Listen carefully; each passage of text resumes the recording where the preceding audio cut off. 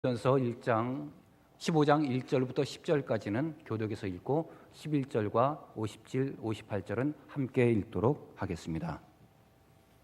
형제들아, 내가 너희에게 전한 복음을 너희에게 알게 하노니 이는 너희가 받은 것이요 또 그 가운데 선 것이라.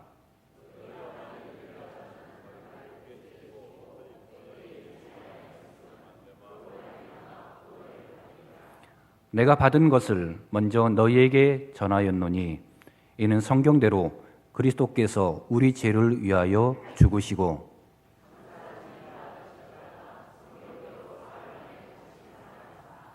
게바에게 보이시고 후에 12 제자에게와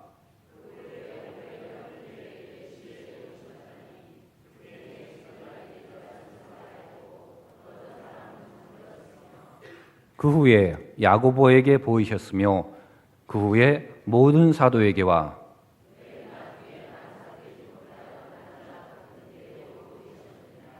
나는 사도 중에 가장 작은 자라.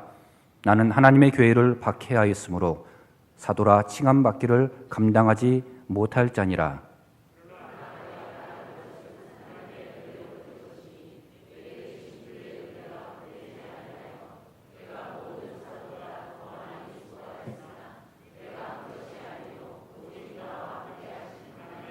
함께 읽겠습니다. 그러므로 나나 그들이나 이같이 전파하며 너희도 이같이 믿었느니라. 우리 주 예수 그리스도로 말미암아 우리에게 승리를 주시는 하나님께 감사하노니 그러므로 내 사랑하는 형제들아 견실하며 흔들리지 말고 항상 주의 일에 더욱 힘쓰는 자들이 되라. 이는 너희 수고가 주 안에서 헛되지 않는 줄 알미라. 아멘. 부활을 믿는 자의 삶이라는 말씀으로 목사님께서 선포하시겠습니다.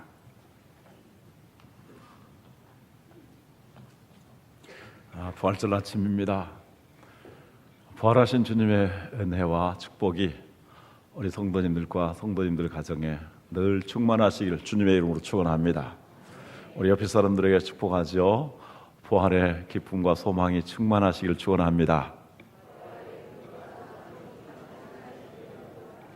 얼굴을 쳐다보고 인사하세요. 얼굴 쳐다보시면서 이렇게 인사하도록 하겠습니다. 영광스러운 모습으로 부활할 것을 기대합니다. 지금도 아름다우시지만 거기 안 따라서 해도 돼요.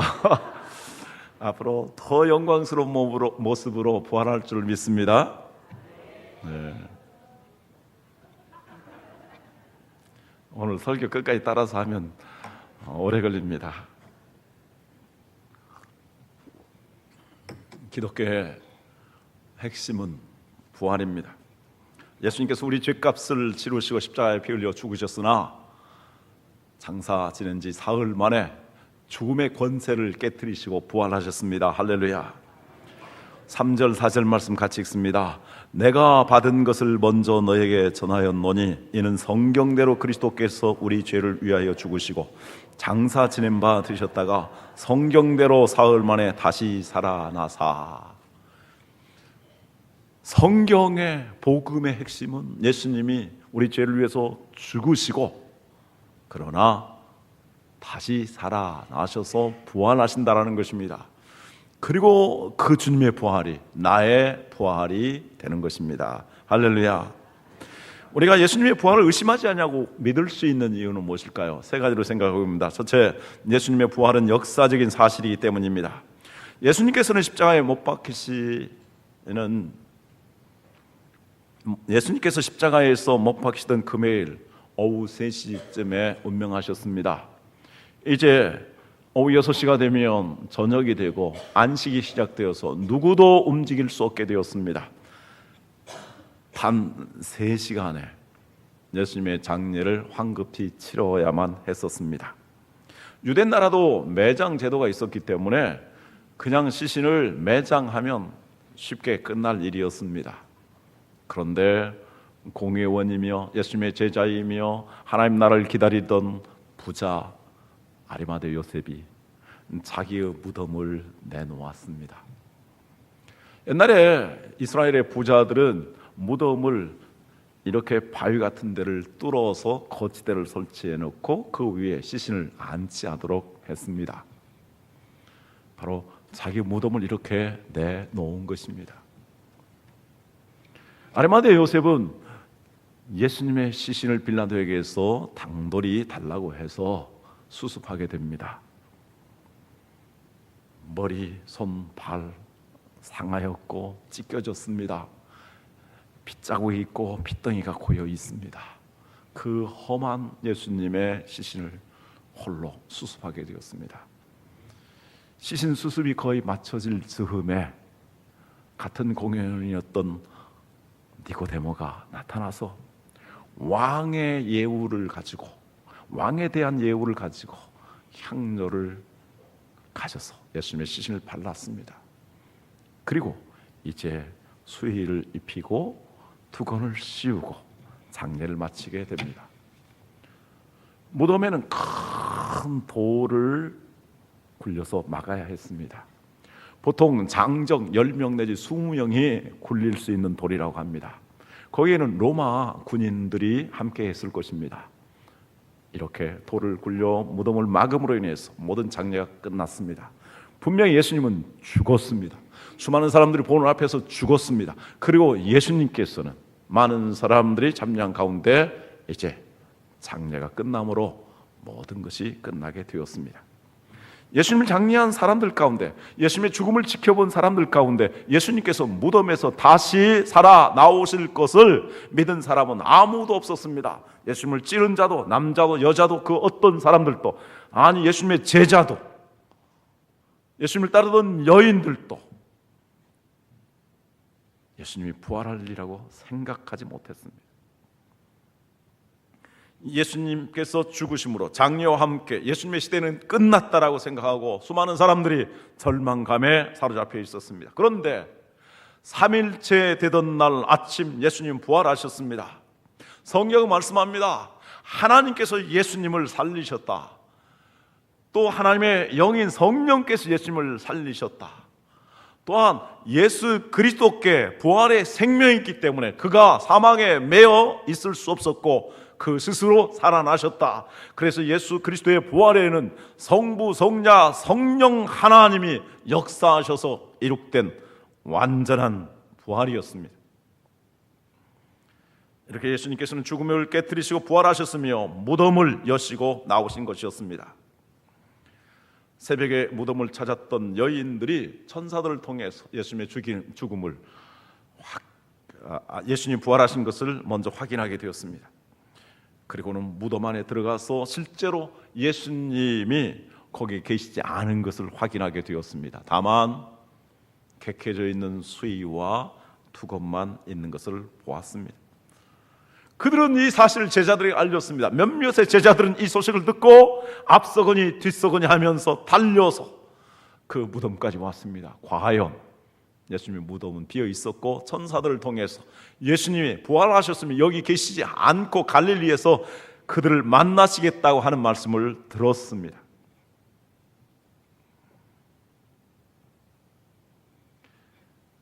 그로부터 3년이 지나고 나서 부활하신 예수님께서는 자신을 핍박하는 사울이라는 청년에게 나타나셨습니다. 사울아, 사울아, 네가 어찌하여 나를 박해하느냐?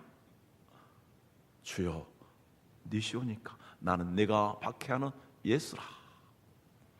아주 예수 그리스도를 믿는 사람들 잡아 죽이는 일에 앞장섰던 아주 살기 충만하였던 사울에게 나타나셔서 그를 변화시켰습니다. 예수님이 부활하신 다음 약 25년의 세월이 지났습니다. 사도 바울이 열심히 예수 그리스도의 부활의 복음을 전하여서 이제 믿음을 가졌던 고린도 교회 성도들 가운데 부활에 대해서 약간의 의구심을 품는 사람들이 있었습니다. 그래서 그는 이 부활장의 메시지를 기록하면서 부활의 증거를 하나씩 열거하고 있습니다. 5절에서 8절 말씀입니다. 게바에게 보이시고 후에 12 제자에게와 그 후에 500여 형제에게 일시에 보이셨나니 그 중에 지금까지 대다수는 살아있고 어떤 사람은 잠들었으며 그 후에 야고보에게 보이셨으며 그 후에 모든 사도에게와 맨 나중에 만삭되지 못하여 난 자 같은 내게도 보이셨느니라. 부활하신 예수님은 베드로에게 나타나셨습니다. 그리고 야고보에게 나타나셨으며 12 제자들에게 여러 차례 나타나셨습니다. 더욱 놀라운 것은 예수님이 부활하신 것을 한꺼번에 500여 명의 사람들이 일시에 목격했다는 것입니다. 그리고 그 사람들의 대다수는 아직도 살아 있었습니다. 에브라함 링컨은 이런 말을 했습니다. 한 사람을 속일 수 있지만 여러 사람, 모든 사람은 속일 수 없다. 잠시는 속일 수 있지만 영구히는 속일 수 없다. 500여 명의 사람들이 일시에 보았는데 만약에 그것이 사실이 아니라면 그들 가운데 자중질환이 일어나고 그들이 서로를 고소하게 될 것입니다.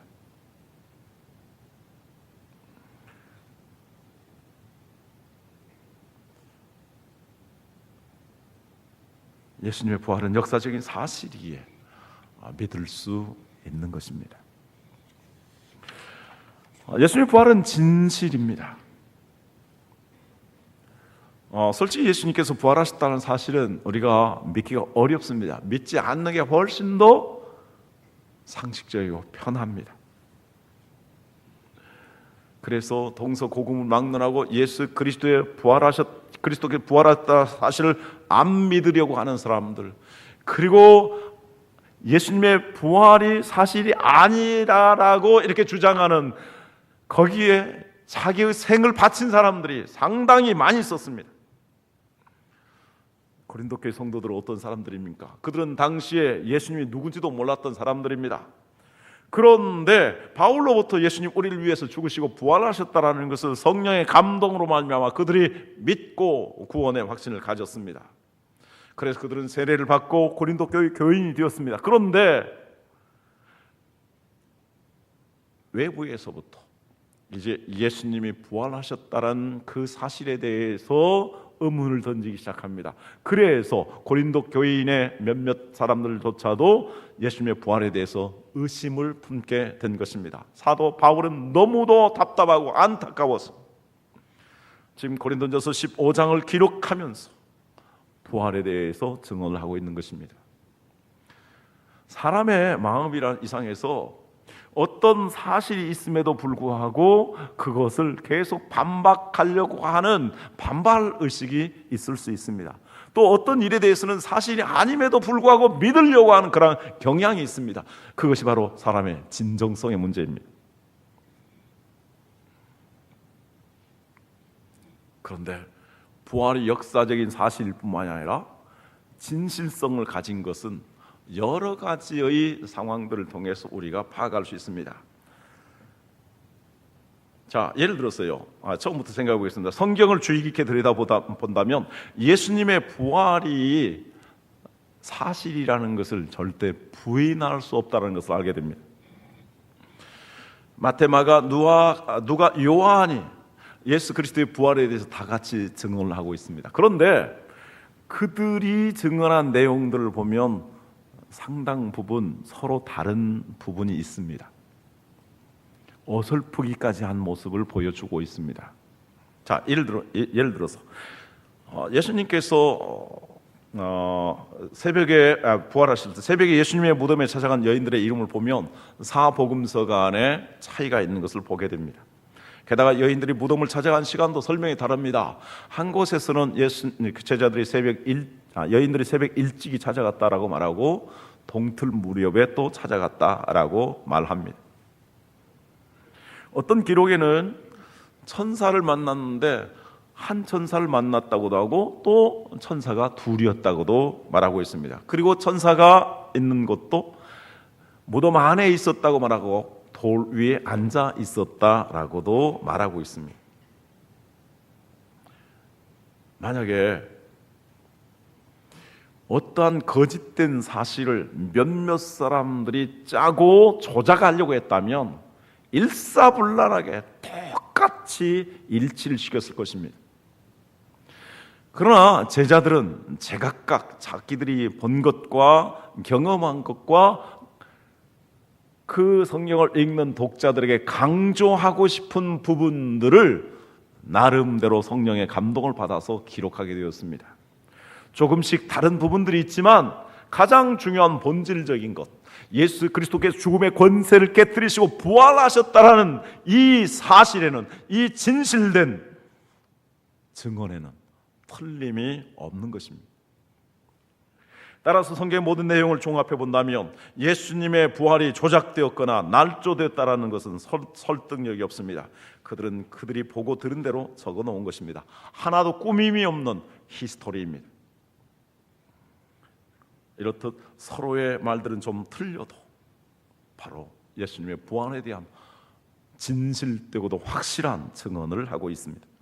게다가 더욱 중요한 것이 있습니다. 예수님이 부활하셨다고 소문이 난 것은 예수님이 처형당한 지 3일밖에 되지 않냐는 시점에 있었습니다. 시간을 따지자면 정확히 하루하고도 9시간 지난 다음입니다. 이틀로 되지 않습니다.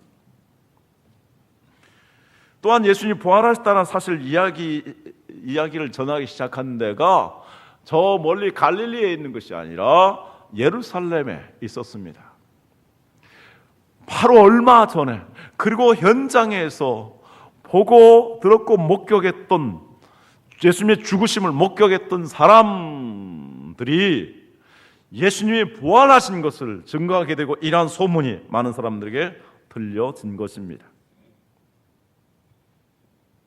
아직도 형장에는 핏자국이 낭자했을 것입니다.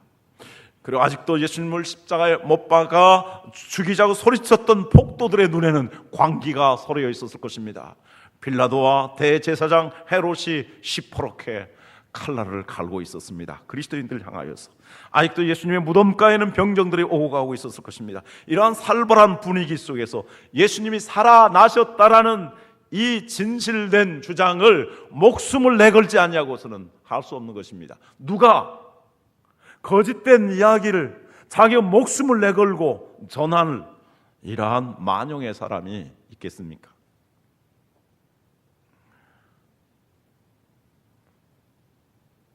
당시 제자들은 어땠습니까? 그들이 잡혀서 죽을까 봐서 또는 처벌을 받을까 봐서 두문불출하고 있었습니다. 밥도 제대로 먹지 못하고 있었습니다. 그런 현장에서 예수님이 살아나셨다라는 소식이 퍼지기 시작했습니다. 그리고 담대하게 그런 말을 하는 여인들이 있었습니다. 이것은 진실이요 사실이기 때문입니다. 더욱 놀라운 것은 예루살렘이 그런 소문을 듣고도 조용했다라는 것입니다. 빌라도도 대제사장도 입을 다물고 가만히 있었습니다. 그들이 당황하고 당혹했기 때문입니다. 예수님을 십자가에 못 박아 죽인 군인들도 벙어리처럼 가만히 있었습니다. 아무도 여인들과 제자들의 주장을 반박해서 뒤집으려고 하는 노력을 하지 않았습니다. 왜 그렇습니까? 그것은 너무도 부인할 수 없는 사실이었기 때문입니다. 오히려 예수님께서 부활하신 그것을 날조하려고 돈을 주면서 군병들을 매수하고 이렇게 조작하는 음모를 꾸미기까지 하지 않았습니까? 예수님은 살아나셨습니다. 그것이 진실입니다. 무엇보다도 예수님의 부활이 진실인 것은 예수님의 제자들이 부활하신 주님을 만나고 성령을 받은 다음부터 완전하게 변화되었다는 사실입니다. 바울이 언급한 대로 베드로, 그는 예수님이 십자가를 지실 때 예수님을 부인하고 저주하고 욕을 하면서 외면했던 사람입니다. 그런데 부활하신 주님을 만난 다음에, 성령의 능력을 받은 다음에는 그는 사자같이 담대하여서 예수님을 십자가에 못 박은 자들 향해서 너희가 십자가에 못 박은 이 예수 그리스도께서 부활하셨습니다. 그분은 우리의 주님이시며 그분은 우리의 구주 그리스도이시 메시아이십니다. 목숨 걸고 복음을 증거하였습니다. 그러다가 그는 로마에 가서 붙잡혀서 거꾸로 십자가에 못 박혀 죽었다고 역사가들은 증언하고 있습니다. 야고보는 어떻게 되었습니까? 그는 당시 예수님의 제자들의 대표였습니다. 예수 그리스도의 복음을 전하다가 잡혀서 칼로 목베임을 당했습니다. 그래서 최초의 제자들 가운데 순교자가 되었습니다. 그 외의 모든 제자들은 하나같이 모두 다 고난을 당하면서 순교를 당했습니다. 어떻게 거짓된 일을 위해서 일평생을 바치면서 고난을 당하고 박해를 받으면서 그리고 이렇게 비참하게, 아니 처참하게 순교를 당할 수 있겠습니까? 진실이 아니고서는 그렇게 할 수 없는 일입니다. 더 나아가서 예수님이 처형당한 그 도시에서 예수님 부활하셨다는 사실을 믿고 그 사실을 생명을 걸고 외치는 사람들이 있었습니다. 이 500여 명의 사람들을 중심해서 이제 하나의 예루살렘 교회가 형성되었고 믿는 사람들이 3,000명, 5,000명으로 불어나게 되었습니다. 예수님을 십자가에 못 박았던, 못 박는 데 있어서 소리쳤던 사람들도 회개하고 돌아와서 믿었다라는 것은, 그래서 교회가 이루어졌다라는 것은 부활의 진실성 때문입니다. 만약에 예수님이 부활하시지 않았다면 예수님의 부활을 믿는 세계에 이 부활의 신앙을 가진 유일한 종교가 2000년 동안 전 세계를 향해서 어떻게 전파되고 수많은 사람들이 믿을 수 있을까요? 부활의 진실성 때문입니다. 그러면 바울은 어떻게 되었을까요? 그럼 부활하신 주님을 만나기 전에 예수를 믿는 사람을 잡아 죽이는데 앞장섰던 사람이었습니다. 그러나 부활하신 주님을 만난 후에는 칼로 목베임을 당하여서 장엄하게 순교하기까지 예수 그리스도의 복음을 온 세계에 다니면서 전파하였습니다. 그런데도 고린도 교회 성도들 가운데 부활을 의심한다라는 사람들이 있다는 말을 듣고 바울은 기가 막혔습니다. 그래서 자기 자신에 대한 고백을 합니다. 8절에서 11절까지 말씀입니다. 맨 나중에 만삭되지 못하여 난 자 같은 내게도 보이셨느니라. 나는 사도 중에 가장 작은 자라. 나는 하나님의 교회를 박해하였으므로 사도라 칭함 받기를 감당하지 못할 자니라. 10절 11절 같이 읽습니다. 그러나 내가 나된 것은 하나님의 은혜로 된 것이니 내게 주신 그의 은혜가 헛되지 아니하여 내가 모든 사도보다 더 많이 수고하였으나 내가 한 것이 아니요 오직 나와 함께 하신 하나님의 은혜로라. 그러므로 나나 그들이나 이같이 전파하며 너희도 이같이 믿었느니라. 바울의 이야기는 이것입니다. 고린도 교회 성도님들, 주님의 부활에 대해서 의구심을 갖습니까? 그러면 나를 보십시오. 나는 만삭되어 있지 못해서 난 되먹지 못한 인간이었습니다. 예수님을 믿는 사람들 잡아 죽이는 일에 있어서 포행자였고 살인자였고 죄수 중에 괴수와 같은 자였습니다. 그런데 내가 주님을 만났습니다. 그리고 내가 변화되었습니다. 내가 예수 그리스도의 복음을 전파하게 되었습니다. 모든 사도에 부끄럽지 아니하게 열심히 복음을 전하게 되었습니다. 내가 이렇게 복음을 전하여도 그 복음을 전함으로 말미암아 이 땅에서 내게 어떤 영광이 주어지는 것은 아닙니다. 내가 복음을 전하였더니 믿는 사람들이 있었습니다. 여러분들도 이 복음을 믿고 이 복음을 듣고 믿고 구원을 받았지 않습니까? 이렇게 부활의 진정성에 대해서 그는 증언하고 있는 것입니다. 그러므로 우리는 의심의 여지 없이 부활하신 주님을 온전히 믿기를 바랍니다. 그러면 부활의 생명을 받고 영생을 누리게 되는 것입니다. 그래서 고린도전서 15장 1절 2절에서 대선언을 합니다. 예수님의 부활은 나에게 어떤 의미가 있는가? 1절 2절 같이 읽습니다. 형제들아 내가 너에게 전한 복음을 너에게 알게 하노니 이는 너희가 받은 것이요 또 그 가운데 선 것이라. 너희가 만일 내가 전한 그 말을 굳게 지키고 헛되이 믿지 아니하였으면 그로 말미암아 구원을 받으리라. 예수 그리스도의 부활은 역사적인 사실이며 진실된 것입니다. 예수님께서 나의 죄를 위해서 죽으셨고 예수님 부활하신 것들을 믿으면 부활의 생명이 내 안에 역사하여서 나도 예수님처럼 부활하게 될 줄로 믿습니다. 그리고 이 부활의 생명을 가졌을 때 항상 기뻐할 수 있으며 범사에 감사할 수 있으며 어떠한 절망적인 상황 가운데서도 산 소망을 가질 수 있는 것입니다. 할렐루야.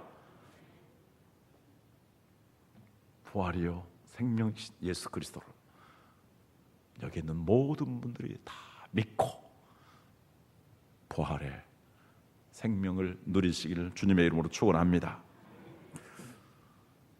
이제 예수 그리스도의 부활을 진실로 믿는 사람에게는 세 가지의 중요한 변화가 일어나게 될 것을 사도 바울은 말합니다. 어떻게 변화될까요? 한 가지 이야기를 하겠습니다. 영국의 고고학자들이 이집트의 피라미드를 연구하게 되었습니다. 어느 날 피라미드에 있는 미이라를 하나 발견하게 됐습니다. 상자의 뚜껑을 확 열었더니 그 미이라의 손에 화려한 꽃이 잡혀 있었습니다. 그런데 순간 산소가 들어가자 산산조각 나고 말았습니다. 그리고 거기에 몇 알의 씨알이 남아 있었습니다. 3,000년 전에 있었던 그 씨알을 가지고 영국 땅에 가서 심었더니 예쁜 꽃이 피었습니다. 이 일을 주도했던 사람이 달이라는 생물학자입니다. 그래서 그 꽃 이름을 달리아라고 했습니다. 여러분 달리아 아시나요? 3,000년 된 꽃이가 바짝 말라 있었지만 그 안에 생명이 있어서 그 땅에 심자 신기하고도 놀랍게도 싹이 나고 꽃이 다시 핀 것입니다. 생명은 신비합니다. 생명의 힘은 위대합니다. 하찮은 꽃이도 이렇게 놀라운 생명력을 나타내는데 부활하신 주님을 진정으로 믿은 사람에게는 그 부활의 생명으로 말미암아 우리의 삶의 변화가 일어나게 되어 있습니다. 사도 바울은 그 변화가 일어나야 된다라고 촉구를 하고 있습니다. 첫째 무엇입니까? 주님의 부활을 믿는 사람들은 죽음을 정복하게 되는 것입니다. 57절에 말합니다. 우리 주 예수 그리스도로 말미암아 우리에게 승리를 주시는 하나님께 감사하노니 이 승리는 죽음을 이기는 승리를 말합니다. 예수 그리스도의 부활을 믿는 사람은 죽음을 정복하게 됩니다. 왜냐하면 우리 주님께서 죽음을 정복하셨기 때문입니다. 우리 모든 인간은 이 땅에 태어날 때부터 죽음이라는 운명을 받게 되었습니다. 태어난 사람은 반드시 죽습니다. 죽음은 너무나 자연스러운 것입니다. 이 죽음에는 한 사람도 예외가 없습니다. 그리고 죽음은 폭군과 같아서 우리의 모든 사람을 정복하고 우리의 모든 것들을 빼앗고 단절합니다. 그런데 이 폭군과 같은 죽음, 모든 것을 단절하고 빼앗아가는 이 죽음을 이 세상의 그 누구가 정복할 수 있겠습니까? 이 죽음을 이긴 자는 이 세상에 아무도 없습니다. 오직 한 분, 예수 그리스도이십니다. 할렐루야. 죽음을 이기신 예수 그리스도, 부활하신 예수 그리스도, 그분만이 우리를 죽음의 공포에서 벗어나게 하시고 죽음 앞에서 떨지 않게 하시며 죽음을 승리의 통로로, 죽음을 승리의 계가로 변화시켜 주실 수 있는 것입니다. 그래서 이사야 25장 8절에 예수 그리스도가 오시면 사망을 영원히 멸하실 것이라고 예언하고 있습니다. 고린도전서 15장 22절에 보면 아담 안에서 모든 사람이 죽은 것 같이 그리스도 안에서 모든 사람이 삶을, 생명을 얻으리라고 말씀합니다. 그리고 26절 이하에 넘어가서 맨 마지막에 멸망받을 원수는 사망이라고 말씀하고 있습니다. 그러므로 그리스도 안에 있는 자에게 결코 죽음 앞에서의 항복은 있을 수가 없습니다. 우리는 죽음을 고통으로, 저주로, 슬픔으로 보지 않습니다.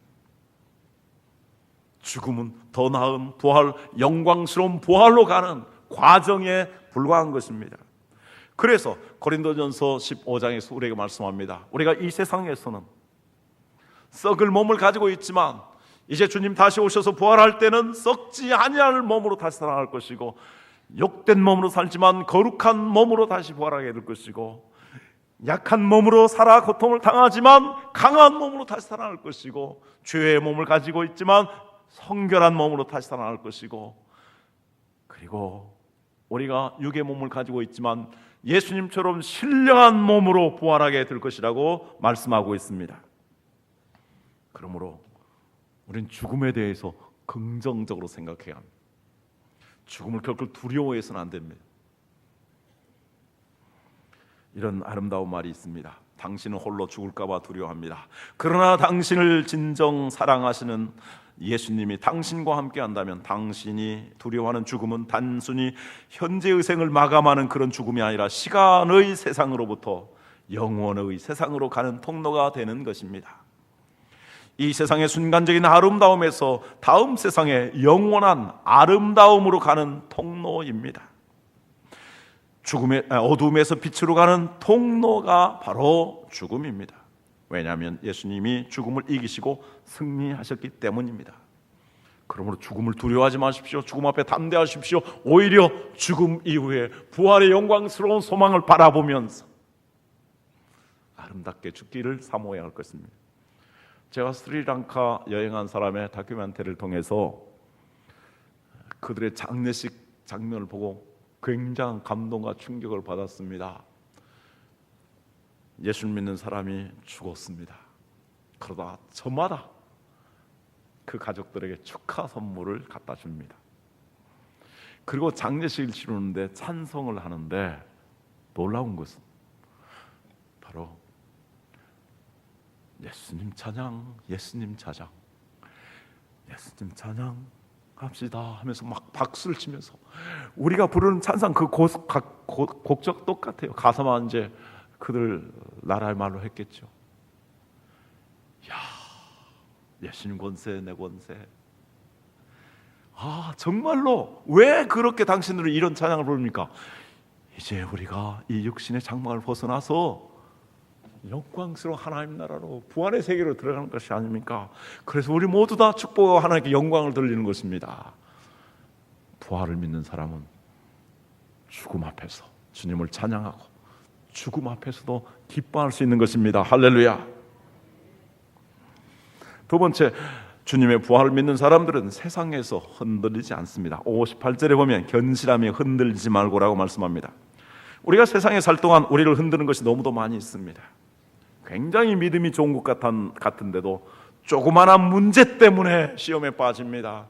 조그마한 갈등 때문에 상처를 받습니다. 이게 연약한 우리 인간의 모습입니다. 그런데 주님 말씀합니다. 사도 바울을 통해서 견실하며 흔들리지 말라. 그 이유가 무엇입니까? 부활하신 예수님께서 바로 하나님의 권세를 받으셨습니다. 하늘과 땅의 권세를 가지고 모든 걸 다스리십니다. 만왕의 주가 되셨고 만주의 주가 되셨고 만왕의 왕이 되셨습니다. 예수 그리스도 지극히 높은 뛰어난 이름을 받으시고 온 세계를 다스리십니다. 그 주님이 우리와 함께 하시겠다고 약속하셨습니다. 예수님이 십자가에 못 박히실 것을 제자들에게 말씀했을 때 제자들은 불안하고 근심했습니다. 주님 말씀합니다. 볼지어다 내가 세상 끝날까지 너희와 항상 함께 있을 것이다. 너희가 세상에서 환난을 당하나 두려워하지 말라. 내가 함께 하느니라. 너희는 마음에 근심하지 말라. 하나님을 믿으니 또 나를 믿으라. 이렇게 주님이 말씀하시는 것입니다. 그러므로 우리는 혼자 사는 게 아닙니다. 우리 주님이 우리와 함께 하시는 것입니다. 하늘과 땅의 권세를 가지신 부활하신 주님께서 내 인생을 붙들어 주시고 내 인생을 최후의 승리로 그리고 하나님 나라의 부활의 영광 가운데로 이끌어 주실 것이기 때문에 이 세상의 조그마한 문제로 인해서 시험에 들거나 상처를 받거나 흔들리지 않냐고 믿음을 지키면서 시온의 대로를 향해서 부활의 대로를 향해서 나아가는 우리 성도들이 되시길 주님의 이름으로 축원합니다.